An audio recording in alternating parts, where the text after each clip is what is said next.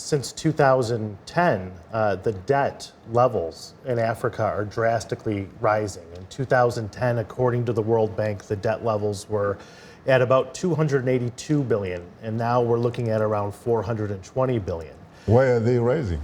Well, I think they're rising for a lot of reasons. And I think it's important to note that the debt that's rising is not International Monetary Fund or World Bank debt. A lot of it is corporate financing, it's other development banks. But part of why it's rising is after the 2008 financial crisis, many types of loans, new types of loans became easier in terms of lower interest rates. But unfortunately, because many of those loans are denominated in dollars and the US interest rates are going up, what it means for many countries in Africa that are struggling right now is that their debt payments are going up.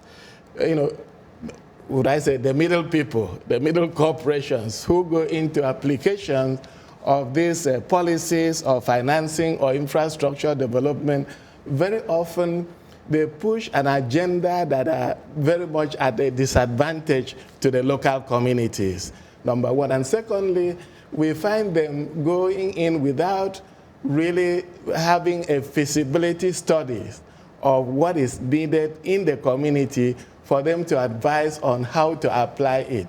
I could cite numerous examples across the continent.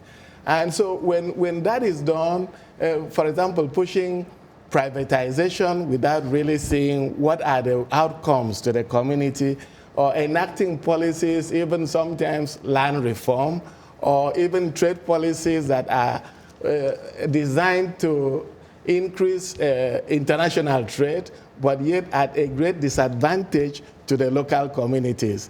I mean, when there's time, I will come back to that. So maybe what he's talking about is a new direction, you know, which will be music to my ears, you know, really. Because what I see so far, the development is more focused on, not focused on the people.